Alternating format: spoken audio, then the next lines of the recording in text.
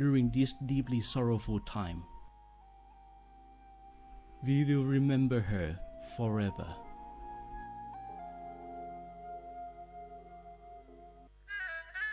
กราบก้มบังคมบาท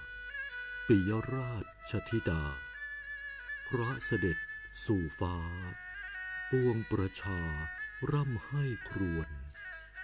นาพระกรณียกิจในดวงจิตทวินหวนทุกเร้าเศร้าในสวงพระคือดวงใจไทย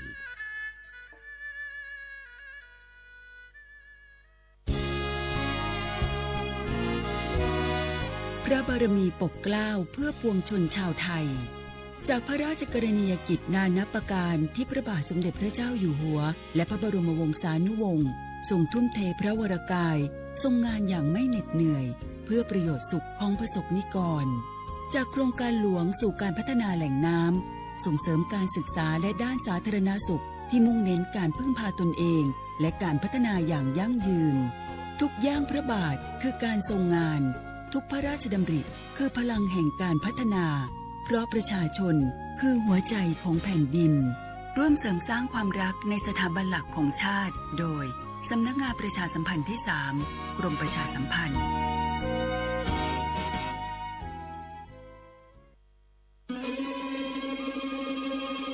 ก้าวสำคัญมาถึงแล้วเจียงใหม่นครหลวงของล้านนาสู่การเป็นมรดกโลกต่างวัฒนธรรมขององค์การยูเนสโกเมืองที่ยังมีชีวิตและมีประชาชนอาศัยอยู่ร่วมกันวันที่ 3-8 สิงหาคม 2569 นี้สภาการโบราณสถานระหว่างประเทศจะลงพื้นที่ตรวจความพร้อมจังหวัดเจียงใหม่ขอเชิญชวนภาครัฐเอกชนและพี่น้องชาวเจียงใหม่ทุกคนมาร่วมแรงร่วมใจพัฒนาปรับปรุงพื้นที่ทั้ง5ประตู4แจ่งตามแนวคูเมืองและ7วัดสำคัญวัดเจียงมั่นวัดพระสิงห์วัดเจดีย์หลวงวัดพระธาตุดอยสุเทพวัดสวนดอกวัด7ยอดและวัดอุโมงค์ช่วยกันดูแลให้สะอาดงดงามคงคุณค่าสถาปัตยกรรมดั้งเดิมเพื่อต้อนรับการตรวจครั้งสำคัญนี้ร่วมกันร่วมสนับสนุนเจียงใหม่สู่เมืองมรดกโลกต่างวัฒนธรรมโดยสวท.เจียงใหม่สำนักงานประชาสัมพันธ์ที่ 3 กรมประชาสัมพันธ์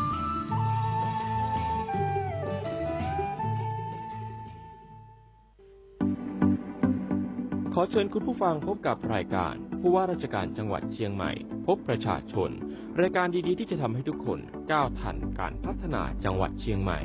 เป็นประจำทุกวันศุกร์ช่วงเวลา 8 นาฬิกาถึง 9 นาฬิกาที่คลื่น FM 93.25 เมกะเฮิรตซ์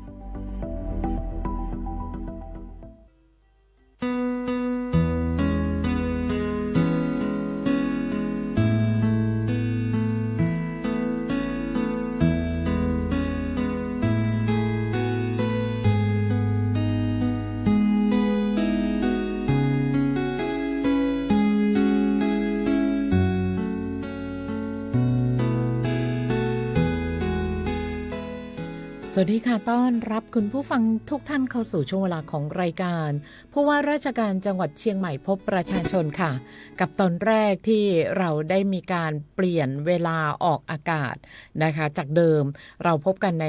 เช้าวันศุกร์8:10 นาทีโดยประมาณจนถึง 9 นาฬิกานะคะแต่ว่าตั้งแต่วันนี้เป็นต้นไปรายการผู้ว่าราชการจังหวัดเชียงใหม่พบประชาชนเราจะอยู่กันในช่วง 9 นาฬิกาถึง 10 นาฬิกา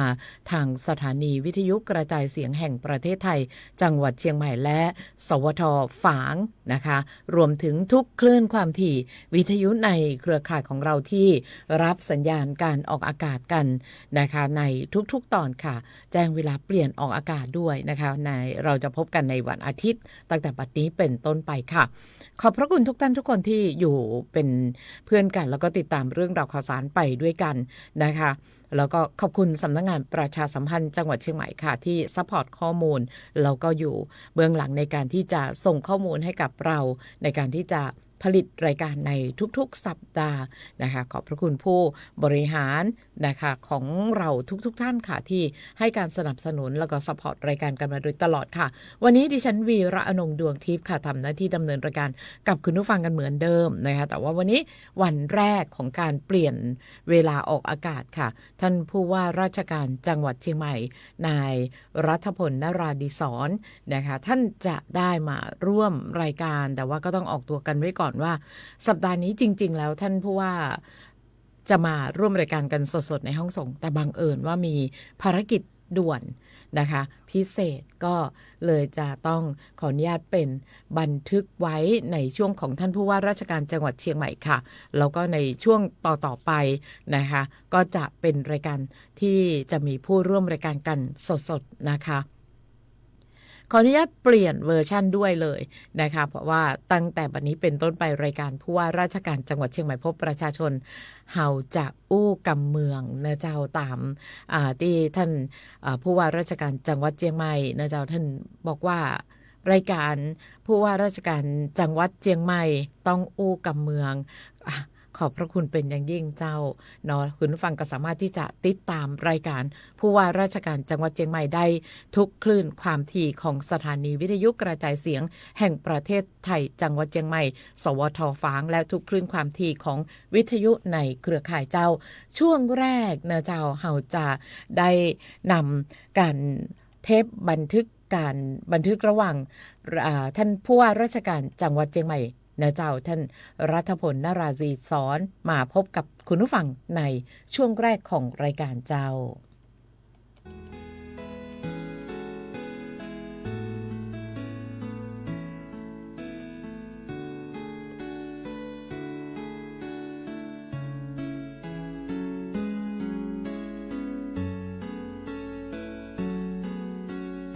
สวัสดีเจ้าสวัสดีครับเจ้าวันนี้รายการผู้ว่าราชการจังหวัดเชียงใหม่พบประชาชนนะเจ้าก็ได้มีโอกาสรู้จักกับท่านผู้ว่าราชการจังหวัดเชียงใหม่นะเจ้าซึ่งวันนี้เป็นวันแรกที่รายการของเราเปลี่ยนเวลาของการออกอากาศทางสวท.เชียงใหม่เขาก็มีการประชาสัมพันธ์กันไว้ล่วงหน้านะเจ้าแต่ว่าวันนี้มีอยู่น้อยหนึ่งบังเอิญว่าท่านผู้ว่าติดภารกิจสำคัญนะเจ้าก็เลยมาขอบันทึกไว้ในช่วงของท่านผู้ว่านะเจ้าแต่ว่าในช่วงต่อไปเขาก็จะโฟนอินแล้วก็มาปะกันสดๆในห้องส่งแต่ว่าในวันโอกาสต่อไปสัปดาห์ต่อไปนะเจ้าตั้งใจครับทุกครั้งนะครับเพราะว่ามันเป็นช่องทางในการสื่อสารนะครับระหว่างในฐานะที่เราเป็นผู้ว่าราชการจังหวัดนะครับก็อยากจะมาบอกกล่าวเล่าความเรื่องความเปลี่ยนไปของจังหวัดเชียงใหม่นะคือต่างพ่อแม่พี่น้องได้รับทราบรับฟังแล้วก็กุเตอร์เนี่ยเปิ้นจัดวันศุกร์เนาะวันศุกร์นี่ส่วนใหญ่งานก็จะนักน้อยนะครับผมก็เลยเปยๆนะครับเปยๆกับทางสถานีวิทยุว่าถ้าเราจะกุเตอร์เนี่ยเรามาฟังสบายๆตอนเมื่อเช้าวันอาทิตย์เนี่ยมาบ่ได้รีบบ่ได้เร่งงานก็บ่ค่อยเท่าใดสมมุตินะครับถ้าโดยปกติเนี่ยก็จะดีเนาะก็จะได้มีเวลามาออกบ่อยๆพ่องเนี่ยก็ติดนี้ก็ถือว่าเป็นติดแรกเนาะครับที่ได้เปลี่ยนเวลาจากวันศุกร์เนี่ยมาเป็นวันอาทิตย์ช่วงเช้าแต่ก็บังเอิญแหมนะครับวันติดภารกิจนะฮะเรื่องเปิ้นมาอู้เรื่องสำคัญครับมันเป็นเรื่องของการแสดงผลงานแล้วก็ผลการวิจัยนะแล้วก็นวัตกรรมของทางมหาวิทยาลัยเชียงใหม่นะครับแล้วก็สถาบันการศึกษาแห่งหลายแห่งที่เปิ้นจะดูมาอู้กันถึงเรื่องของการแก้ไขปัญหาไฟป่านะครับซึ่งที่เราได้ประเจิญเหตุมาละนะฮะอันนี้แล้วก็มีหลายแห่งนะครับที่เปิ้นมาอู้แล้วก็เขาก็เลยจะไปฟังผลการวิจัยว่าที่ผ่านมาเนี่ยการแก้ไขปัญหาไฟป่าของเขามันติดตรงไหนหรือว่ามันจะต้องแก้ไขเพิ่มเติมตรงไหนนะครับซึ่งผมก็เรียนอย่างนี้นะครับว่าเขาก็ไม่ได้ยุดว่าไฟป่ามาปุ๊บหมอกควันเต็มบ้านพอหมดเลิกเขาก็ต้องดำเนินการต่อเนื่องมาผมบอกทางคณะทำงานไว้หมดแล้วนะครับว่าเราก็คงจะต้องทำงานทั้งปีนะครับว่าที่จะดูว่าในปีหน้าเนี่ยมันจะต้องพยายามที่จะแก้ไขปัญหาเรื่องนี้ให้ได้เบาบางที่สุดนะครับต้องวางแผนแก้ไขปัญหากันต่อไปในอนาคตนะเจ้าวันนี้ท่านผู้ว่ามาถึงรายการผู้ว่าราชการจังหวัดเชียงใหม่พบประชาชนแล้วนะเจ้าท่านที่ พูดถึงในรอบสัปดาห์ที่ผ่า ครั น บ มาพ่องวันนี้สัปดาห์นี้ท่านผู้ว่าไปเนี่ยอย่างต่างใดกันมาพ่องเจ้าเรา สั สู่ ปดาห์นี้นะครับส่วนใหญ่ก็ต้องมีเรื่องพระเรื่องเจ้าเนาะครับเพ เจ้า ราะว่าปีช่วงเนี้ยนะครับก็จะเป็นโดยเฉพาะวันที่26เนี่ยจะเป็นวันเกิดนะครับเป็นวันเกิดของสมเด็จพระสังฆราช สกลสังฆปรินายกนะครับที่เราก็ได้มีการจัดพิธีเจริญพระพุทธมนต์ทำบุญตักบาตรนะถวายเป็นพระกุศลเนื่องในโอกาสฉลองพระชนมายุ99พรรษา99แล้วนะครับ 99เนี่ยจ้ะ ปีหน้าก็จะ100แล้วนะครับ 100 ครับ ก็มีก็ผมก็ได้นำหัวหน้าส่วนราชการนะครับ ทั้งพี่น้องประชาชนเนี่ยเข้าร่วมพิธีเจริญพระพุทธมนต์รวมถึงท่านมีปรารภไว้นะครับว่าเมื่อสวดเจริญพระพุทธมนต์ก็คือสวดอุทิศถวายพระกุศลแด่สมเด็จพระเจ้าลูกเธอเจ้าฟ้าพัชรกิติยาภากรมหลวงราชสารินีสิริพัฒน์มหาวัชรราชธิดานะครับไปพร้อมกันตัวนะครับก็เขาก็ได้ดำเนินการในวันที่26มิถุนายนนะครับที่วัดเจดีย์หลวง จากนั้นก็ได้วันที่1นะครับในเนี่ยเขาก็เป็นสิ่งที่ดีอย่างหนึ่งก็คือวัดเจดีย์หลวงเนี่ยก็ได้จัดพิธีรับพระบัญชาของสมเด็จพระสังฆราช แต่งตั้งพระราชวชิรสิทธินะครับดำรงตำแหน่งเจ้าคณะจังหวัดเชียงใหม่ลำพูนแม่ฮ่องสอนธรรมยุทธ์นะครับอย่างเป็นทางการก็เลยได้เป็นประธานฝ่ายคารวาสนะครับแล้วก็มีคณะสงฆ์แล้วก็ศิษยานุศิษย์และพุทธศาสนิกชนร่วมแสดงมุทิตาจิตกันนะครับก็ถือว่าเป็นโอกาสดีที่ท่านเป็นเจ้าวาดวัดเจดีย์หลวงนะครับแล้วก็ได้รับพระบัญชานะครับให้เป็นเจ้าคณะจังหวัดเชียงใหม่ลำพูนแล้วก็แม่ฮ่องสอนธรรมยุทธ์เพราะอย่างถึงต้องเชียงใหม่ลำพูนแม่ฮ่องสอนวันนั้นผมก็เป็นเก็ตข้อมูลที่เล่าให้ฟังนะครับเพราะเนื่องจากว่าเรามีตั้งธรรมยุทธ์แล้วก็ของอย่างว่ามหายานมหานิกายนะฮะก็ธรรมยุทธ์เนี่ยวัดมีน้อยครับเนื่องจากว่าเกิดมาในสมัยช่วงรัชกาลที่4นะครับแล้วก็เป็นวัดสายป่าส่วนใหญ่นะครับก็มีแต่ละแห่งก็มีจำนวนมากนะครับดังนั้นก็จะรวมกันนะครับบอกว่าจะเป็นตั้งแม่ฮ่องสอนวันนั้นเพิ่นบอกว่าเชียงใหม่มี140ที่แม่ฮ่องสอนมี40กว่าวัดนะครับลำพูนมี50กว่าเนี่ยก็รวมกันเป็นจะได้เป็นความกระชับนะครับในการดูแลพระสงฆ์แล้วก็ในสายธรรมยุทธ์นะครับนั้นก็ได้ไปร่วมกันนะครับอันนี้ก็เป็นเกร็ดแถมอย่างหนึ่งนะครับว่าธรรมยุทธ์มันมีจำนวนวัดจำนวนพระที่ค่อนข้างที่จะเอาให้มันรวบรวมกันไว้3จังหวัดเนี่ยก็พอดีนะครับในส่วนของเรื่องวันที่29เนี่ยนะครับวัน29มิถุนายนเนี่ยเราได้มีการจัดประชุมหัวหน้าส่วนราชการถ้าการบอกเก่าเป็นเพราะว่ากรมการจังหวัดนะครับก็คือการประชุมส่วนราชการทั้งหมดบอกว่าจะเป็นหัวหน้าส่วนต่างๆนะครับนายอำเภอนะครับเพื่อจะได้มารายงานผลการดำเนินงานของส่วนราชการต่างๆนะครับในที่ท่านก็หลักๆสำคัญเนี่ยก็เป็นเรื่องเศรษฐกิจเนี่ยสำคัญนะครับเรื่องเศรษฐกิจเนี่ยก็เรื่องของการท่องเที่ยวนะครับการท่องเที่ยวเป็นได้พ่องช่วงนี้เขาอาจจะเบาลงไปน้อยนะครับแต่ถ้าพูดถึงภาพรวมในรอบปีเนี่ยในระยะที่ปีที่มาก็บ่ค่อยยังเปรียบเทียบยังดีกว่าปีที่ผ่านมานะครับแต่ในส่วนนี้นะเนื่องจากว่ามันจะเข้าช่วงหน้าฝนตัวนะครับผมก็พยายามจะทำคือคำว่าหน้าฝนเนี่ยอู้กันหลายคนแต่วันนี้ก็ไปส่งท่านรัฐมนตรีช่วยว่าการกระทรวงทรัพยากรธรรมชาติและสิ่งแวดล้อมนะครับก็ได้อู้กันท่านว่าเพิ่นก็ชอบหน้าฝนผมว่าทุกคนก็มีหลายคนที่ชอบหน้าฝนทีนี้เราจะมีทั้งสปอร์ตทัวริซึมก็ดีนะครับทั้งเป็นการพักผ่อนเป็นสปอร์ตที่เป็นการทัวร์ท่องเที่ยวแบบมาแบบสบายไลฟ์สไตล์มาดูฟ้าฝนในบ้านเมืองเชียงใหม่หรือว่าในภาคเหนือว่าเป็นจะใดอันเนี้ยก็จะเป็นอย่างหนึ่งคือทางหน่วยงานที่เกี่ยวกับกระทรวงท่องเที่ยวนะครับบอกว่าจะเป็นท่องเที่ยวและกีฬาจังหวัดก็จัดมีการวางแผนอยู่แล้วนะครับในเรื่องของการที่จะทำการจัด สปอร์ตทัวริซึมที่อยู่ในหน้าฝนบอกว่าจะเป็นสปาร์ตันบอกว่าจะเป็นการวิ่งเทรลนะครับแล้วก็มีกิจกรรมอย่างที่ทำในหน้าฝนได้เนี่ยเขาก็จะทำเพื่อจะเป็นการเสริมสร้างให้คนได้เข้ามาแอลจังหวัดเชียงใหม่ในช่วงหน้าฝน อันนี้ก็เป็นเรื่องของการท่องเที่ยวนะครับเพราะว่าภาคการประกอบธุรกิจส่วนใหญ่ของเขาก็เกี่ยวพันกับเรื่องของการท่องเที่ยวและบริการจะเป็นส่วนใหญ่อยู่แล้วนะครับแล้วก็แหมส่วนหนึ่งก็คือเรื่องเศรษฐกิจในด้านการเกษตรนะครับเราดูตัวผลไม้อยู่ 3-4 ตัวนะครับซึ่งเป็นผลไม้หลักของจังหวัดเชียงใหม่มะม่วงลิ้นจี่ส้มเนาะลำไยส้มนี่ยังมีแต่ส้มนี่ปนไปแล้วนะครับก็จะต้องหน้าหนาวครับมะม่วงนี่ตัวปีนี้ก่อนราคาดีหน่อยนะครับลิ้นจี่ปีนี้ก่อนราคาดีนะครับราคาขึ้นมาประมาณเท่าไหร่ครับซื้อหน้าสวนก็ประมาณ50 บาท60 บาทมาขายคนนั้นผมไปแอลกาดวโรรถเปิ้นเอาเท่าไหร่เปิ้นขาย100 บาทอย่างว่ากิมจักรพรรดิกิมเจงจักรพรรดิกับแป้งน้อยก็โอเคราคานี่ก็ถือว่าในส่วนของขายหน้าสวนกับขายหน้ากาดนี่เหมือนกันนะครับอันนี้ก็ถือว่า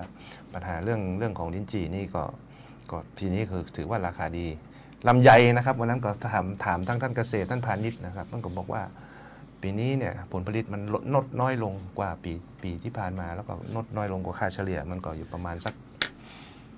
ลดลงไปประมาณสัก30ก็คาดว่านะหวังไว้ว่านะครับก็คงจะราคาก็คงจะพอไปดีนะครับเพราะฉะนั้นในภาพรวมของพืชเกษตรของเขาเนี่ยในช่วงปีนี้นะครับน่าจะดีกว่าปีที่แล้วเนื่องจากว่ามันลดลงนะครับเพราะฉะนั้นก็ถือวันนั้นก็เลยบอกท่านเกษตรทางท่านพาณิชย์ไปตัวนะครับว่าถ้าเนี่ยเขาก็ถือโอกาสที่จะแจ้งให้กับทางเกษตรกรเนี่ยได้พ่อแม่พี่น้องเกษตรกรเนี่ยได้ปรับตบแต่งกิ่งตบแต่งช่ออย่างให้มันออกมือต้นให้มันมีผลใหญ่ขึ้นนะให้มันมีคุณภาพมันมีนั่นขึ้นแต่ในแต่ละช่อแต่ละอย่างน้อยลงก็คือตะกอนมันมีโครงการปรับแต่งกิ่งนะฮะก็เพื่อที่จะทำให้มันมีคุณภาพมากขึ้นมีผลใหญ่ขึ้นนะครับขายได้ราคาดีแต่จำนวนนี้ก็คงจะขอ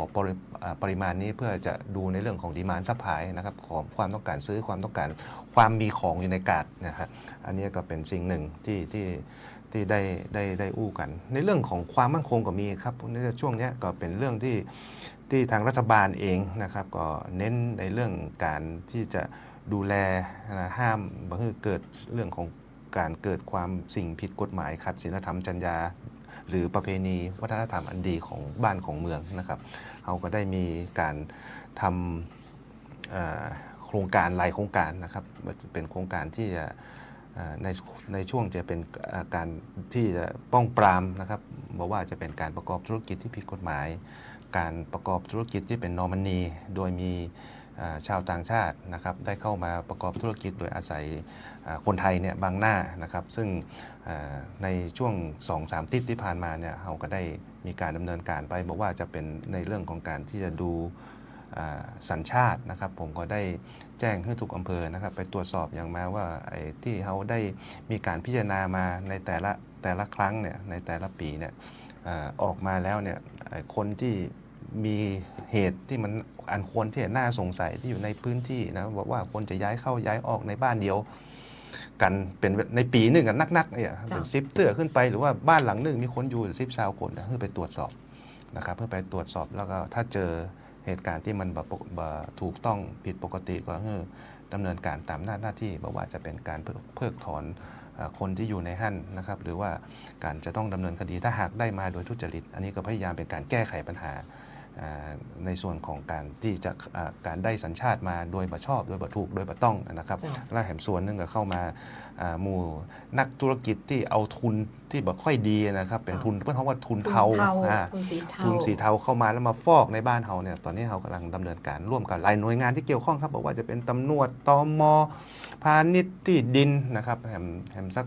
ติด2 ติดนี่ก็คงจะมีอย่างที่จะมารายงานให้พ่อแม่พี่น้องได้ฟังนะครับอันนี้ก็คร่าวๆนะครับการประชุมหัวหน้าส่วนราชการครับก็ยังตอนนี้ประชุมตอนนี้นะเราก็ยังใจนโยบายของรัฐบาลยังเก่าอยู่ก็คือเรื่องการประชุมผ่านระบบซูมนะครับเดี๋ยวก็คงจะต้องมาเจอกันหน่อยละนะครับเพราะว่า ต้องหารือกับรัฐบาลตัวเพราะว่าตอนนี้เพิ่นบอกว่าเขาก็ต้องมีการช่วงนี้เป็นการประหยัดน้ำมันนะครับในช่วงที่ผ่านมามีนาเมษาเนี่ยเขามีวิกฤตการณ์ที่ตะวันออกกลางนะครับก็ทำให้ราคาน้ำมันมันแปลงขึ้นสูงขึ้นก็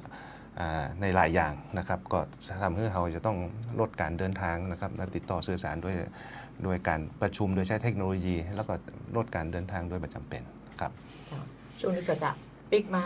ดูกันครับต้องเช็คดูก่อนครับปกติต้องถามกันก็ค่อนข้างที่จะเข้ามาปกตินะครับเรื่องที่พ่อแม่พี่น้องถามมามันหมั่นนักเนี่ยอันนี้ถ้าพูดถึงเรื่องสถานการณ์ในตะวันออกกลางเนี่ยนะครับเรื่อง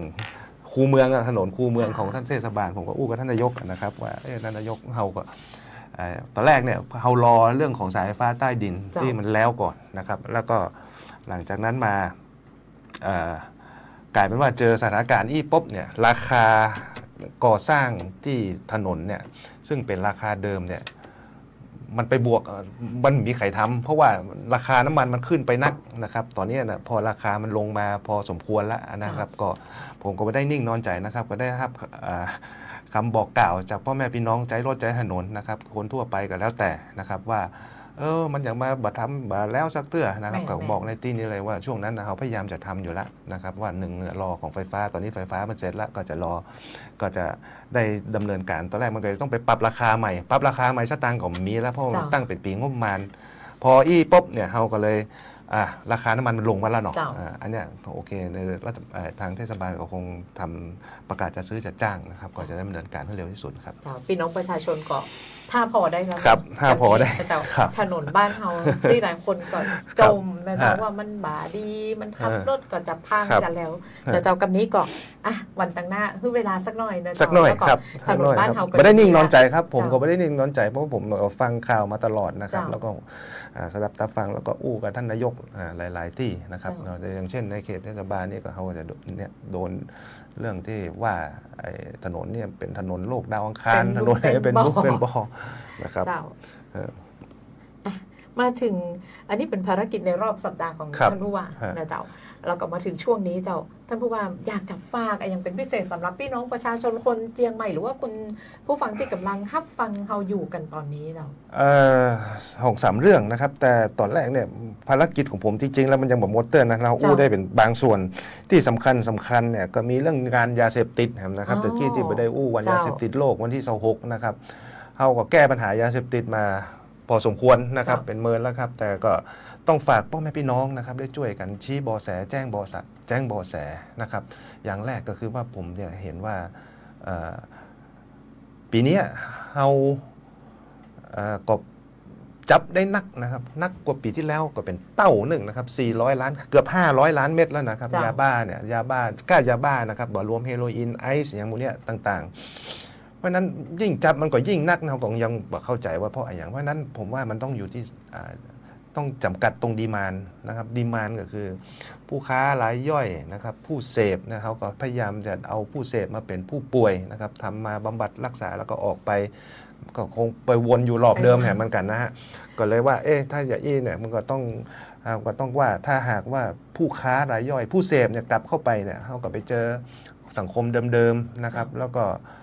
คนขายเดิมๆอย่างเงี้ยเขาก็พยายามที่จะดูในเรื่องของชุมชนนะครับเพราะฉะนั้นชุมชนต้องเข้มแข็งต้องบอกกล่าวเล่าความกันให้ชัดเจนนะครับว่าการแจ้งเบาะแสการอย่างนี้เป็นสิ่งที่ทางรัฐบาลหรือว่าทางจังหวัดก็อยากได้เพราะฉะนั้นก็ต้องฝากด้วยครับว่าเราต้องช่วยกันนะครับบอกว่าจะเป็นหูเป็นตาแต่ทางภาครัฐนะครับทางจังหวัดหรือว่าทางท้องถิ่นท้องที่ก็ดีเนี่ยก็พยายามกันเต็มที่นะครับก็จะต้องไปหาข้อมูลผู้ค้ารายย่อยที่อยู่ในพื้นที่เนี่ยผมว่าเป็นตัวแปรสำคัญเลยนะครับว่าถ้าหากว่ามันมีผู้เสพอยู่เนี่ยมันก็ต้องมีผู้ค้ารายย่อยอยู่พอผู้ค้ารายย่อยมีมันก็ต้องมีคนส่งเข้ามาติ๊กๆเพราะนั้นจำจะใดที่จะทำให้ผู้ค้ารายย่อยนี้หายไปเพราะฉะนั้นเนี่ยท่านพ่อแม่พี่น้องหรือผมก็ได้สั่งการไปแล้วนะครับมาว่าจะเป็นท่านนายอำเภอท่านผู้นำท้องถิ่นท้องที่เนี่ยก็บอกว่าท่านกำนันผู้ใหญ่บ้านถ้าหากว่าบัจะอยู่ในเขตเทศบาลนะครับท่านต้องรู้ว่าบ้านหลังเนี้ยเปิ้นมาอยู่ใหม่เนี่ยเปิ้นมาจะใดเปิ้นอย่างมันต้องสอดรู้สอดแหนมห้องไงนะครับเพราะบ้านเขาก็บอกว่าเนี่ยมันจะได้หลายอย่างมันได้ถึงสแกมเมอร์ตัวไม่ได้ถึงจุน ไอหมู่คนที่มาพักนักที่มาที่เขาว่ากันประเดียวเนี่ยครับบอกว่าจะเป็นคนที่มาต่างชาติที่มาเจ้าอยู่กันเป็นหมู่อย่างเงี้ยนะครับอันนี้ก็ต้องบอกต้องมีการสื่อสารกันนะครับผมก็บอกทางกำนันผู้ใหญ่บ้านเพราะว่าอย่างน้อยเนี่ยคนที่อยู่ในพื้นที่เนี่ยต้องรู้ว่าไอ้ฐานเสียงเปิ้นหรออันนี้เปิ้นหูอันนี้คนนี้อยู่บ้านไหนคนนี้คนนี้บ่ฮู้อย่าใดก็จะช่วยกันจะใดนะครับอันนี้ก็ต้องฝากพ่อแม่พี่น้องแหมต่างหนึ่งนะครับเพราะผมได้อู้กับทางท่านนายอำเภอท่านหัวหน้าส่วนที่เกี่ยวข้องไปแล้วนะครับว่าอันนี้เราจะยากใดที่จะทำให้ปัญหายาเสพติดมันจะลดลงไปเพราะฉะนั้นในเนี้ยเราวันนั้นที่ไปร่วมงานยาเสพติดวันยาเสพติดโลกเนี่ยก็มีหลายหน่วยงานที่เข้ามาร่วมเป็นภาคีเครือข่ายจะดูแลพี่น้องประชาชนตั้งแต่ประถมเนาะเราเป็นละอ่อนเป็นเรียนมัธยมเรียนมหาลัยเข้าไปนิยการเนาะแล้วก็ทุกช่องทางนะครับมันก็จะมีโครงการต่างๆวันนั้นเพิ่งก็จะมารายงานเรามาอู้กันว่ามาออกนิทรรศการว่าหน่วยงานได้อย่างไปพ่องนะครับบอกว่าจะเป็นโครงการในโรงเรียนนะครับการประชาสัมพันธ์ทำกิจกรรมรณรงค์เช่น To be number one เนี่ยเพิ่นก็จะเป็นการที่จะให้เยาวชนเนี่ยหันจากไปเสพยาเสพติดหรือไปในรูทางที่บดีหันมามีเป้าหมายว่าเขาก็มีการแสดงออกในสิ่งที่เป็นกิจกรรมที่ดีแบบว่าจะเป็นการแสดงออกทางดนตรีกีฬาแล้วก็อื่นๆสถานการณ์อื่นๆที่ละอ่อนที่ชอบนะฮะก็ได้ไปแต่ละรุ่นไปเพราะฉะนั้นเนี่ยโครงการต่างๆที่รัฐบาลหรือว่าที่สถาบันทำให้นะครับก็ทำให้เขาได้อย่างน้อยเนี่ยก็ได้ให้เยาวชนส่วนหนึ่งเนี่ยมุ่งหันไปเกี่ยวข้องกับยาเสพติดแห่งทางหนึ่งก็คือว่าก็เป็นหูเป็นตาให้เขานะตั้งแต่ในระดับโรงเรียนมาตัวนะครับอันนี้ก็เป็นสิ่งที่เขาได้ดำเนินการไว้แล้วก็กระทรวงมหาดไทยก็ได้จัดทำแผนปฏิบัติการเร่งด่วนนะครับในเรื่องของการจัดทำ Operation 90 วันนะครับพาแผนยุทธการ 90 วันพิฆาตยาเสพติดซึ่งจะเป็นโครงการที่จะทำทั่วประเทศนะครับคือเป้าหมายไว้ว่า 90 วันตั้งแต่วันที่ 1 ถึงวันที่ 9 เนี่ยเป็นกรกฎาคมจะเป็นการ kick off นะครับก็มุ่งเน้นครอบคลุมหมดนะครับการป้องกันปราบปรามบำบัดรักษาการช่วยเหลือเยียวยาพ่อแม่พี่น้องประชาชนนะครับkick off จัดในวันจันทร์ที่ 6 กรกฎาคมนี้นะครับบริเวณหน้าศาลากลางเพราะฉะนั้นวันแรกเนี่ยเป็นวันคิกออฟไปได้แต่เนี่ยในช่วงความเข้มข้นก็คือ 90 วันนี้จะต้องช่วยกันดำเนินการในทุกมิตินะครับอันนี้ก็ฝากในเรื่องของยาเสพติดไว้ตัวแถมเรื่องสำคัญแถมเรื่องก็เรื่องเยาวชนเนาะผมว่าเรื่องนี้ก็เป็นสิ่งหนึ่งที่จะทำให้คนในบ้านในเมืองเป็นระเบียบวินัยเฮาก็เคยเฮียนมาแล้วเขาเป็นอย่างก็เปิ้นฮ้องว่าวันนั้นได้ไปร่วมงานจังหวัดเชียงใหม่นะครับจัดพิธีทบทวนคำปฏิญาณและสวนสนามของลูกเสือเนื่องในวันคล้ายวันสถาปนาลูกเสือแห่งชาตินะครับประจำปี 2519 อันเนี้ยตอนแรกตะก่อนเฮาก็ไปเป็นลูกเสือตั้งแต่ลูกเสือสำรองลูกเสือสามัญลูกเสือสามัญรุ่นใหญ่เฮาก็เข้าใจพอมาเข้าใจกรรมก็ตอนอยู่เข้ามาใช้ชีวิตตอนทำงานพ่องตอนเรียนหนังสือไปปลายพ่องนะครับว่าการที่จะอยู่กันเป็น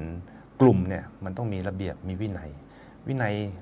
ระเบียบแรกนี่ก็คือการเดินแถวนะครับการซ้ายหันขวาหันที่เราได้ส่วนใหญ่พ่อแม่พี่น้องหรือว่าเยาวชนหรือว่ารุ่นผมเนี่ยเนาะก็ได้เรียนลูกเสือมากันก็เป็นส่วนใหญ่เพราะนั้นก็จะเป็นการที่จะรู้ว่าเยาวชนเนี่ยเป็นมีระเบียบวินัยนะครับมีการทำกฎเกณฑ์การทำความดีการช่วยเหลือสังคมช่วยเหลือเพื่อนบ้านช่วยเหลือตัวเก่าในสภาวะวิกฤตได้จะใดอันนี้ก็เป็นสิ่งหนึ่งก็ทำให้ผมก็ได้ไประลึกถึงก็บอกว่าเพราะนั้นวันนั้นก็มีหลายโรงเรียนนะครับหลายโรงเรียนมากทั้งโรงเรียนภาคโรงเรียนเอกชนโรงเรียนรัฐบาลเนี่ยมาเดินสวนสนามกันพอถึง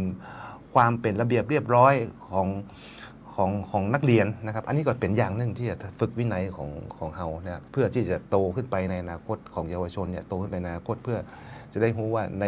ม่ใช่ว่าในโรงเรียนในลูกเสือมีระเบียบวินัยในโรงเรียนก็มีกฎของโรงเรียนในมหาลัยก็มีกฎของมหาลัยในชุมชนก็มีกฎของชุมชนในจังหวัดก็มันก็มีกฎหมายระเบียบกฎหมายที่เฮาเพราะฉะนั้นมันก็ต้องอยู่ที่ทุกคนเนี่ยไม่ใช่ว่าหาทางเลี่ยงกฎหมาย ต้องให้ปฏิบัติตามกฎหมายเพื่อจะเกิดความสุขสงบในสังคมนะครับอันนี้ก็เป็นสิ่งหนึ่งที่ทำให้เราไปคิดถึงว่าสุดท้ายแล้วเนี่ยวิธีการเบื้องต้นที่จะมาดูแลเยาวชนเนี่ยมันก็ต้องเริ่มจากการฝึกวินัยในส่วนของกลุ่มเล็กๆก่อนครับ จ้ะเราบ้านเฮาก็คือมีวินัยตั้งแต่เราอ่อนเป็นนักเรียนเล ครับ ย แม่น นะ ฮะ เจ้าเนาะอันนี้ก็จะเป็นแถมเรื่องที่สำคัญในเจ้าที่ต่างด้านของท่านผู้ว่าราชการจังหวัดเชียงใหม่ท่านได้จาผ่านในช่วงของ ครับ รายการผู้ว่าราชการจังหวัดเชียงใหม่พบประชาชน ฮะ ยังมีเรื่องสำคัญที่อยากจะฝากถึงพี่น้องประชาชนคนเชียงใหม่ในวันนี้อะเจ้า ในวันนี้เปิ้นผมมีเรื่องจะอู้แหมนักนะเปิ้นให้เวลาผมมุกเอียนเนอะ โอ้ จะ น่า ฟ้อง เดี๋ยว พ่อแม่พี่น้อง วันหน้าเฮาเหมาเลยกันเลยนะเจ้า ครับ จ้า ก็ช่วงนี้นะครับก็อยู่ในช่วงหน้าฝนอย่างที่ผมบอกนะฮะก็เราก็ได้แจ้งเตือนไปทั้งอุตุนะครับทั้งกรมป้องกันและบรรเทาสาธารณภัยแจ้งเชียงใหม่จังหวัดเราก็ได้แจ้งไปแล้วคือเฝ้าระวังพายุอย่างใบสัก เจ้า ไม้สัก ไม้สัก ไม้สัก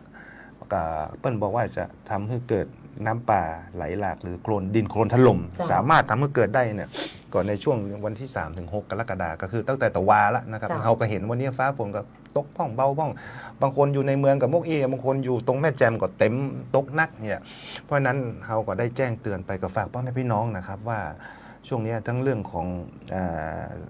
ถ้าท่านใดเนี่ยอยู่หิมแม่น้ำอยู่บนเขาเสี่ยงต่อเกิดการสไลด์ขอให้เชื่อฟังหน่วยงานของรัฐนะครับ จ้ะ ที่อันนั้นที่ได้แจ้งไปนะครับ เพราะว่าเฮาไม่อยากจะเกิดการสูญเสียมีการเตรียมความพร้อม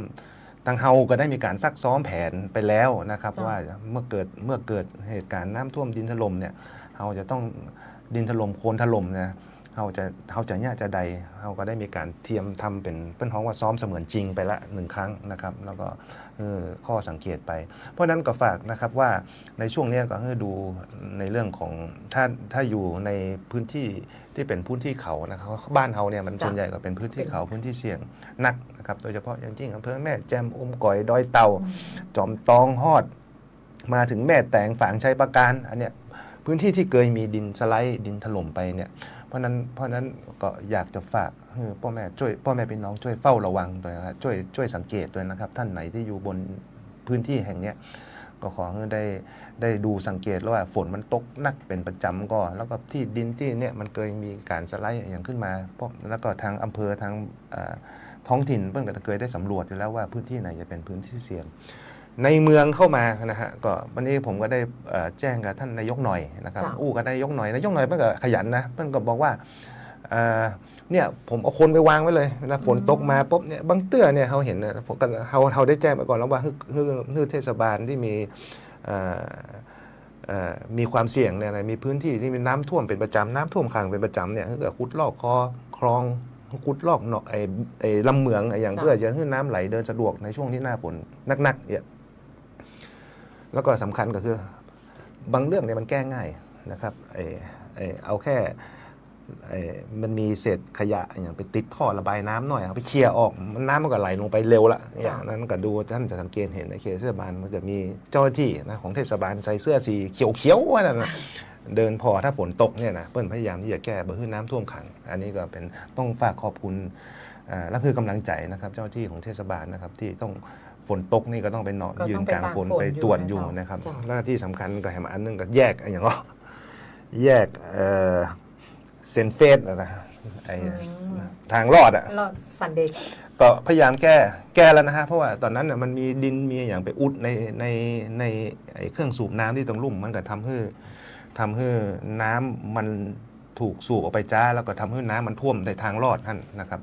ถ้าท่านสังเกตดูว่าทางรอดอื่นบ่ค่อยเป็นมันจะเป็นอยู่แยกเซนเฟสเนี่ยนะครับก็ได้บอกทางแขวงแล้วฮะให้เปิ้นไปดำเนินการแก้ไขนะครับแล้วก็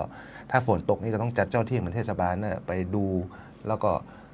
สัญญาณตัวเองนะครับว่าไม่ใช่ว่ารถมาเร็วๆเนี่ยมันก็จะลงเพราะฉะนั้นตัวฝากคนขับคนขี่พี่น้องคนขี่ใจรถใจถนนด้วยนะครับว่าถ้าฝนตกก็ค่อยชะลอหน่อยนะเพราะเข้าทางรอดเนี่ยฮะ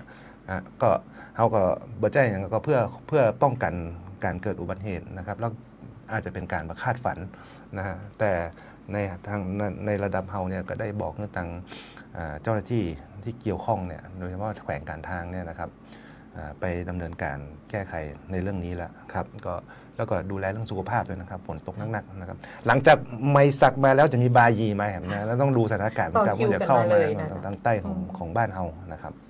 เจ้าเนาะวันนี้ทั้งหมดนี้ก็คือความห่วงใยแล้วก็เรื่องราวต่างๆนะเจ้าในรอบสัปดาห์จากท่านผู้ว่าราชการจังหวัดเชียงใหม่ในช่วงของผู้ว่าราชการจังหวัดเชียงใหม่พบประชาชนในสัปดาห์ต่อๆไปเจ้าหากว่ามีโอกาสท่านก็จะมานั่งสดๆเลยนะตั้งใจว่าจะเนี่ยผมถึงขอเปลี่ยนเวลาถ้าบอกเปลี่ยนเวลาแล้วก็ไม่ใช่ขอเปลี่ยนบอกว่าตัดพ้อเป็นได้ว่าเปิ้ลเนี่ยมาเฮาสักวันติดจะได้สบายๆกันบ่ได้ฟังบ่ได้เล่งอย่างเงี้ยอันนั้นก็เลยก็ขอบคุณนะครับที่ได้ปรับเวลาให้ก่อนเพราะนั้นพอบอกปัญญาเขาก็ต้องหาเวลามาให้ได้ครับในวันไหนท่านผู้ว่ามาเขาก็จะเมาเวลาให้เหมือนกันนะเจ้าวันนี้ขอบพระคุณท่านผู้ว่าราชการจังหวัดเชียงใหม่นักนะเจ้าคณะเขาก็คงได้มานั่งนั่งจากกันในห้องส่งเหมือนเดิมนะเจ้าสำหรับวันนี้สวัสดีเจ้าสวัสดีครับและนั่นก็เป็นซุ้มเสียงนะเจ้าการเล่าเรื่องภารกิจต่างๆจากท่านผู้ว่าราชการจังหวัดเชียงใหม่นะเจ้านายรัฐพลนราดิศรในสัปดาห์ต่อๆไปท่านก็บอกว่าจะมาให้ได้นักที่สุดเมินที่สุดนะเจ้าเนาะในช่วงเวลานี้เจ้าคุณผู้ฟังเจ้ารายการผู้ว่าราชการจังหวัดเชียงใหม่พบประชาชนนอกเหนือจากทางวิทยุแล้วคุณผู้ฟังสามารถที่จะติดตามทางเพจของสวท.เชียงใหม่ PRD นะเจ้าเนาะเข้ามาติดตามชมเข้ามากดไลค์กดแชร์รายการฮื้อกันนะเจ้าในช่วงต่อไปนี้นะเจ้าคุณผู้ฟังเจ้าเฮาจะได้อู้จากกับท่านหัวหน้าสำนักงานป้องกันและบรรเทาสาธารณภัยจังหวัดเชียงใหม่นะเจ้านายวัฒนาสาครอาจจะเป็นช่วงเวลาที่บำเมินนานสักเท่าใดนะเจ้าคุณผู้ฟังนะเจ้าตอนนี้ท่านวัฒนาสาครนะเจ้าหัวหน้าสำนักงานป้องกันและบรรเทาสาธารณภัยจังหวัดเชียงใหม่ท่านได้อยู่ในสายกับเฮาเรียบร้อยแล้วนะเจ้าท่านจะได้อู้ถึงประเด็นในเรื่องของแผนปฏิบัติการรับมืออุทกภัยน้ำป่าไหลหลากแล้วก็ดินโคลนถล่มซึ่งช่วงนี้เฮาก็ได้มีการประชาสัมพันธ์กันอย่างต่อเนื่องสวัสดีเจ้าครับผมสวัสดีครับผมวัฒนาสาครหัวหน้าสำนักงานป้องกันและบรรเทาสาธารณภัยจังหวัดเชียงใหม่ครับค่ะวันนี้หัวหน้ามีโอกาสได้พูดคุยกับคุณผู้ฟังอาจจะช่วงเวลาไม่นานสักเท่าไหร่นะคะอยากจะให้หัวหน้าได้สรุปในเรื่องของแผนปฏิบัติการที่เรามีการเตือนภัยในเรื่องของพายุเรื่องของน้ำท่วมฉับพลันน้ำป่าไหลหลากดินโคลนถล่มค่ะทางปภ.เองมีการวางแผนนะคะที่จะได้รับมือกับภัยเหล่านี้อย่างไรกันบ้างเรียนเชิญค่ะครับเมื่อกี้ก็รับฟังท่านผู้ว่าราชการจังหวัดอยู่ก็ผมเองก็ในส่วนของสำนักงานป้องกันและบรรเทาสาธารณภัยจังหวัดเชียงใหม่เนี่ยนะครับเบื้องต้นขออนุญาตอย่างนี้ครับขออนุญาตรายงานปริมาณน้ำฝนน้ำท่าแล้วก็น้ำอ่างนิดนึงนะครับเพื่อเป็นข้อมูลเบื้องต้นให้กับพี่น้องประชาชนได้รับทราบนะครับปริมาณน้ำฝนในพื้นที่จังหวัดเชียงใหม่ในวันนี้นะฮะก็พยากรณ์อากาศว่าฝนจะตกประมาณ 60% ของพื้นที่แต่ว่าเมื่อคืนที่ผ่านมาเนี่ยเราฝนตกสูงสุดอยู่ที่อำเภออมก๋อย43มิลลิเมตรนะครับก็อยู่ในระดับฝนเล็กน้อยถึงปานกลางนะครับก็ยังไม่น่าห่วงเรื่องของปริมาณฝนนะครับในส่วนของปริมาณน้ำในเขื่อนหลักเนี่ยเขื่อนหลัก2เขื่อนทั้งแม่กวงแม่งัดนะเฉลี่ยแล้วก็ประมาณแล้วก็เขื่อนขนาดกลางของจังหวัดเชียงใหม่รวมแล้วเนี่ยประมาณ 67% นั้นแสดงว่าเขื่อนก็ยังสามารถรับปริมาณน้ำได้อยู่เพิ่มได้อยู่นะครับในส่วนของแม่น้ำปิงนะระดับน้ำในแม่น้ำปิงเราวัดกันที่ P67 ที่บ้านแต่สันทรายเนี่ยกับ P1 สะพานนวรัตน์เนี่ยตอนนี้สถานระดับน้ำก็ยังปกตินะครับการตรงนี้ก็ขออนุญาตนำเรียนในส่วนของการเตรียมพร้อมรับมืออุทกภัยปี 69 ของจังหวัดเชียงใหม่เรานะตอนนี้ถ้าพูดถึงในฐานะที่เป็นฝ่ายเลขาเนี่ยก็ได้เสนอท่านผู้ว่าราชการจังหวัดทำการปรับปรุงแผนเผชิญเหตุรับมืออุทกภัยน้ำป่าไหลหลากดินโคลนถล่มพื้นที่จังหวัดเชียงใหม่เรียบร้อยแล้วนะมีการผู้ว่าราชการจังหวัดได้กรุณาลงนามตั้งศูนย์นะบัญชาการเหตุการณ์อุทกภัยน้ำป่าไหลหลากนะเรียบร้อยแล้วนะศูนย์ตั้งอยู่ที่สำนักงานชลประทานที่1เชียงใหม่นะครับเพื่อที่จะร่วมกันในการถ้าหากว่ามีสถานการณ์จะได้ไปบัญชาการรับมือสถานการณ์ที่นั่นนะครับแล้วก็อย่างที่ท่านผู้ว่าได้นำเรียนไปแล้วเมื่อกี้ว่าเราก็มีการฝึกซ้อมแผนเสมือนจริงมาแล้วเพื่อเตรียมพร้อมรับสถานการณ์เพื่อให้ทุกคนได้รู้บทบาทหน้าที่กรอบการปฏิบัติงานต่างๆในเมื่อวันที่11มิถุนายน2569ที่ผ่านมาแล้วก็มีการประชุมศูนย์บัญชาการมาแล้วด้วย1ครั้งเพื่อที่จะซักซ้อมเตรียมพร้อมแต่ที่ท่านผู้ว่าราชการจังหวัดได้เน้นหนักนะที่สั่งการไปถึงองค์กรปกครองส่วนท้องถิ่นและอำเภอทุกอำเภอรวมถึงหน่วยงานที่เกี่ยวข้องแล้วเนี่ยตอนนี้เรื่องของการกำจัดสิ่งกีดขวางทางน้ำดูดท่อลอกโคลนต่างๆ พื่อให้หากฝนตกมาเนี่ยให้น้ำมีที่ไปนะครับตอนนี้ทางองค์กรปกครองท้องถิ่นต่างๆก็ดำเนินการกันอย่างเข้มข้นนะครับและอีกอย่างหนึ่งที่ท่านเป็นห่วงมากเลยช่วงนี้ที่แจ้งเตือนวันที่3 ถึง 6 กรกฎาคมแจ้งเตือนพายุไม้สักเนี่ยนะครับก็เรื่องของเตรียมพร้อมศูนย์พักพิงตอนนี้จังหวัดเชียงใหม่เราจะพูดถึงทั้งจังหวัดเนี่ยเราเตรียมพร้อมศูนย์พักพิงไว้ทั้งหมด212แห่งสามารถรับรองพี่น้องประชาชนผู้ประสบภัยหากว่ากรณีเกิดสถานการณ์เนี่ยได้ถึง 67,000 กว่าคนด้วยกันก็มีการเตรียมพร้อมในส่วนนี้แล้วก็ถ้าพูดถึงในเขตเมืองในเขตเทศบาลนครเชียงใหม่ในเขตเมืองที่เสี่ยงต่อน้ำปิงล้นตลิ่งเนี่ยก็เรามีการเตรียมพร้อมศูนย์พักพิงไว้แล้วก็ทั้งพักพิงรถพักพิงคนแล้วก็พักพิงสัตว์เลี้ยงด้วยนะครับเตรียมไว้พร้อมหมดตอนนี้นะครับก็ได้ประสานกับหน่วยงานที่เกี่ยวข้องเช่นเซ็นทรัลสนามกีฬา700 ปีทางศูนย์ประชุมอะไรต่างๆนะในส่วนของเตรียมพร้อมไม่รองรับสถานการณ์แต่ก็ภาวนาไว้ว่าก็คงจะไม่เกิดสถานการณ์ในพื้นที่จังหวัดเชียงใหม่นะครับชาวเชียงใหม่เองก็คงภาวนาด้วยเช่นกันค่ะนะไม่อยากให้เกิดครับแล้วก็มันจะมีส่วนหนึ่งที่เราเตรียมพร้อมมาตั้งแต่ปีที่ผ่านมาก็เรื่องของการขุดลอกลำน้ำปิงเพื่อเปิดเขาเรียกว่าเพื่อขยายให้มีพื้นที่รับน้ำมากยิ่งขึ้นและก็น้ำได้ไหลโฟลว์ดีเนี่ยตอนนี้เราดำเนินการไปแล้วทั้งหมด41 กิโลเมตรแล้วก็มีการก็เรียกว่ารื้อฝายหินทิ้งนะ3 ฝายด้วยกันก็จะทำให้หากฝนตกมาเนี่ยไม่เกิน 4.3 เมตรที่ P1 สะพานนวรัตน์เนี่ยก็จะไม่ล้นตลิ่งเข้าท่วมบ้านเรือนพี่น้องประชาชนครับค่ะนะคะในเรื่องของระบบแจ้งเตือนทางปภ.มีการพัฒนาปรับปรุงอะไรเตรียมพร้อมบ้างน้อยแค่ไหนครับในส่วนของระบบแจ้งเตือนขออนุญาตนี้ครับตอนนี้เรามีการแจ้งเตือนตามที่อุตุนิยมแจ้งเตือนมาเนี่ยก็เรียกว่าเป็นการแจ้งเตือนเพื่อเฝ้าระวังติดตามสถานการณ์วันที่3 ถึง 6 กรกฎาคมกันแต่ถ้าหากพื้นที่ไหนก็แล้วแต่ของจังหวัดเชียงใหม่เรามีฝนตกเกิน100 มิลลิเมตรนะครับจะมีเจ้าหน้าที่ของศูนย์เตือนภัยพิบัติโมนิเตอร์และเจ้าที่ของปภ.โมนิเตอร์อยู่แล้วก็เราก็จะขอให้ทางศูนย์เตือนภัยพิบัติเนี่ยแจ้งเตือนผ่านเซลล์บอร์ดแคสต์ซึ่งจะถึงโทรศัพท์มือถือของพี่น้องประชาชนเป็นข้อความสั้นเพื่อให้ปฏิบัติตัวว่า1 2 3ทำอะไรนอกเหนือจากนั้นเรามีระบบแจ้งเตือนเขาเรียกว่าเรื่องหอเตือนภัยก็ตัวนี้เองก็สามารถที่จะแจ้งเตือนพูดเหมือนออกลำโพงเสียงตามสายเลยให้พี่น้องประชาชนอพยพไปอยู่ที่ปลอดภัยหรือให้พี่น้องประชาชนติดตามเฝ้าระวังหรือว่าภัยสิ้นสุดแล้วให้อพยพกลับได้นี่ก็อีกทางหนึ่งที่เราดำเนินการอยู่อีกอันหนึ่งก็เรามีการมอนิเตอร์เรียกว่ากล้อง CCTV วัดระดับน้ำโดยเฉพาะในลำน้ำต่างๆไม่ว่าเป็นแม่แตงแม่งัดแม่แตงแม่งัดแม่ปิงของเราทุกสายก็จะมีการตรวจระดับน้ำเพื่อแจ้งเตือนพี่น้องประชาชนตลอดเวลาเช่นเดียวกันครับค่ะส่งท้ายค่ะแนะนำพี่น้องประชาชนหรือว่ามีอะไรที่จะฝากถึงพี่น้องประชาชนสักนิดนึงค่ะครับเราสั้นๆง่ายๆเลยถ้าต้องพี่น้องประชาชนเกิดเหตุฉุกเฉินในพื้นที่และต้องการขอรับความช่วยเหลือก็สามารถโทรสายด่วนนิรภัยได้เลยครับที่1784มีเจ้าที่รอรับสายตลอด24 ชั่วโมงนะครับ1784ค่ะ1784เป็นสายด่วนนิรภัยของปภ.นะครับอีกสายหนึ่งก็คือโทรมาที่จังหวัดเลยทีนี้1567เขาเรียกว่าเป็นศูนย์ดำรงธรรมของจังหวัดเชียงใหม่ท่านผู้ว่าราชการจังหวัดท่านรัตพล นาฏสอนท่านก็สั่งการให้ศูนย์ธรรมเนี่ยต้องรับเรื่องกับร้องเรียนเรื่องแจ้งเหตุด่วนเหตุขอความช่วยเหลือต่างๆจากพี่น้องประชาชนตลอด24 ชั่วโมงเช่นเดียวกันแล้วก็ถ้าเป็นกรณีกลุ่มเปราะบางนะครับก็สามารถที่จะผ่านได้อีกช่องทางหนึ่งไปที่ทางพมจ.พัฒนาสังคมและความมั่นคงของมนุษย์ก็คือสายด่วน1300ครับค่ะนะคะวันนี้ขอบพระคุณท่านหัวหน้าสำนักงานป้องกันและบรรเทาสาธารณภัยจังหวัดเชียงใหม่นายวัฒนาสาครขอบพระคุณค่ะครับขอบคุณครับสวัสดีค่ะนะคะก็จะเป็นเรื่องราวของการดูแลป้องกันนะเจ้าหลังจากที่มีการประกาศเตือนภัยในเรื่องของภัยพิบัติต่างๆเรื่องของน้ำท่วมฉับพลันน้ำป่าไหลหลากดินโคลนถล่มเชียงใหม่บ้านเฮานะเจ้าสามารถที่จะมีภูมิทัศน์ที่มันจะเกิดเหตุการณ์เสี่ยงเหล่านี้ได้นะเจ้าคุณผู้ฟังเจ้าเดียวในช่วงต่อไปเป็นช่วงแฮมหนึ่งท่านที่จะมาปิดท้ายกับกิจกรรมดีๆที่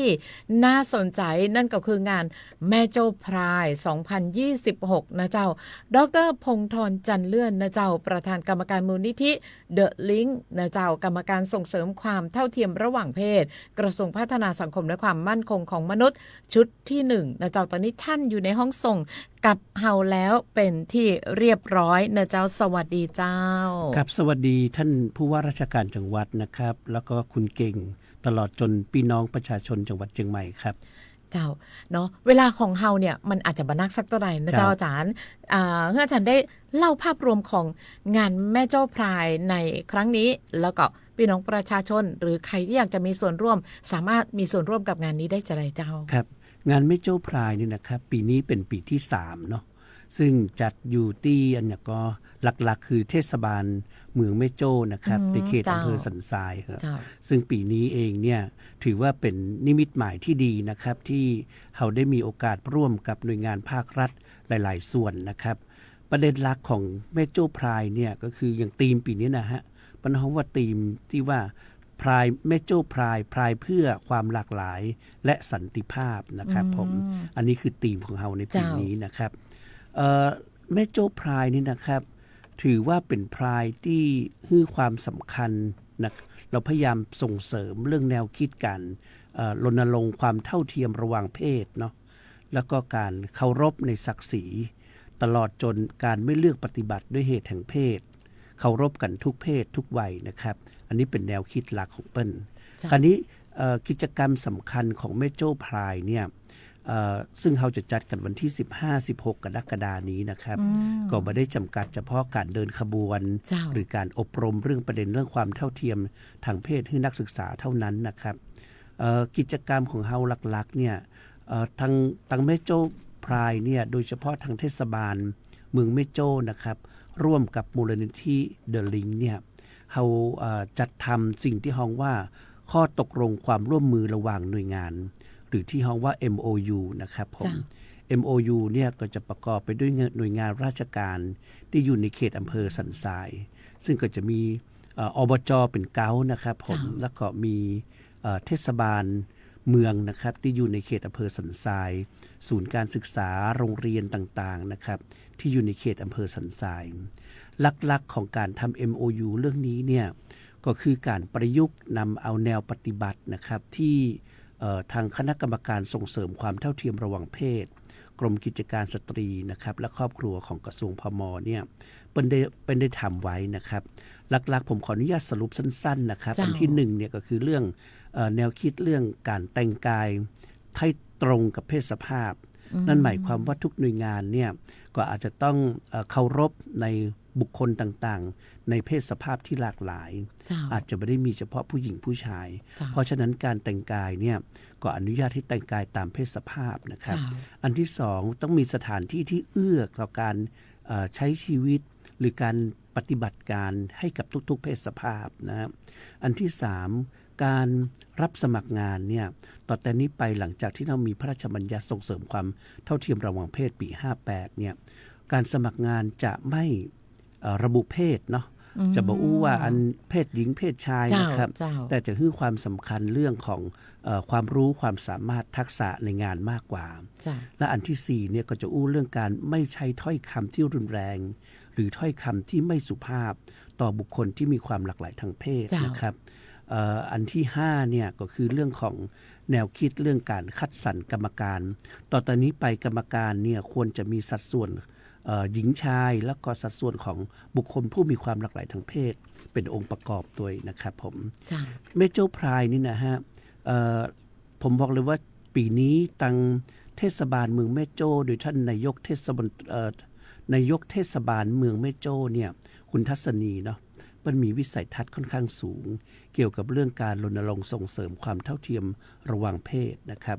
แล้วก็ท่านก็เป็นผู้หญิงที่มีความรู้ความสามารถแล้วก็ท่านเข้าใจเรื่องประเด็นนี้ค่อนข้างเยอะ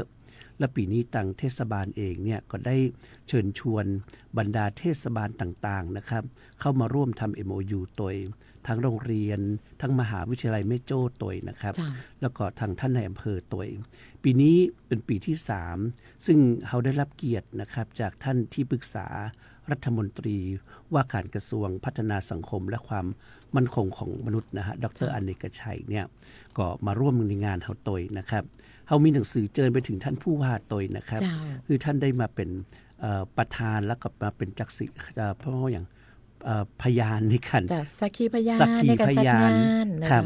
เพราะเรื่องของการลงบันทึกความร่วมมือด้วยกันนะครับผมอันนี้เป็นสำคัญมาตรการที่ผมพูดตะกี้ไม่ได้ถือว่าเป็นข้อบังคับนะครับเป็นแนวปฏิบัติ จ้ะ คือเซ็น MOU ไปแล้วเนี่ยหน่วยงานไหนที่พร้อมที่จะปฏิบัติก็ยินดีเลยฮะอันนี้เป็นหลักการสำคัญเนาะ เจ้า แล้วก็วันที่16ก็มีการเดินขบวนเป็นขบวนเปิดครับพี่ใครๆก็มาร่วมได้ คือพี่น้องประชาชนสามารถมีส่วน ได้หมด ร่วมได้หมด ครับ เลย ได้หมด แต่งตัว ครับ สีสันงดงาม เต็มที่ฮะ เจ้า เต็มที่แต่เราก็จะมีพิธีที่อันเป็นเรื่องว่าอย่าง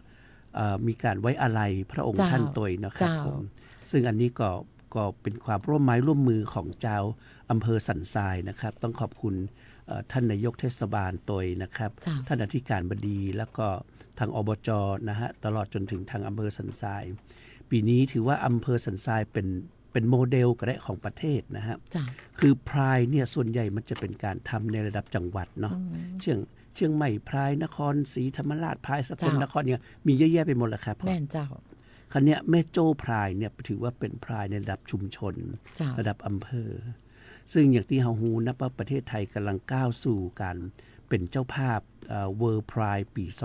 2030 นะฮะ เจ้า เพราะฉะนั้นแม่โจ้พรายอาจจะเป็นหนึ่งตัวอย่างของการทำงานให้เห็นว่า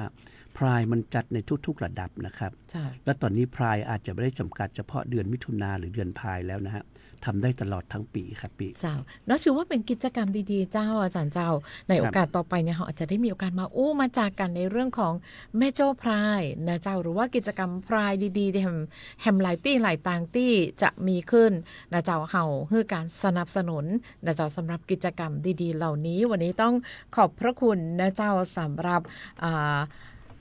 อาจารย์นะเจ้าดร.พงษ์ธรจันเลื่อนประธานกรรมการมูลนิธิเดอะลิงก์กรรมการส่งเสริมความเท่าเทียมระหว่างเพศกระทรวงพัฒนาสังคมและความมั่นคงของมนุษย์ชุดที่1ในเรื่องของงานแม่โจ้พรายที่จะมีขึ้นในเดือนนี้นะเจ้าวันนี้ขอบพระคุณเป็นอย่างยิ่งนะเจ้า ยินดีครับ เจ้า ขอบคุณครับ ขอบคุณ ผม เจ้า ยินดีครับ เจ้าวันนี้หมดเวลาสำหรับรายการผู้ว่าราชการจังหวัดเชียงใหม่พบประชาชนเจ้าน้องเก่ง วีระอนงค์ดวงทิพย์และขอบคุณทุกคลื่นความถี่คุณผู้ฟังทุกท่านทุกคนนะเจ้าที่ติดตามรับฟังรายการเจ้าปิกมาปากันใหม่สัปดาห์หน้าสำหรับวันนี้สวัสดีเจ้า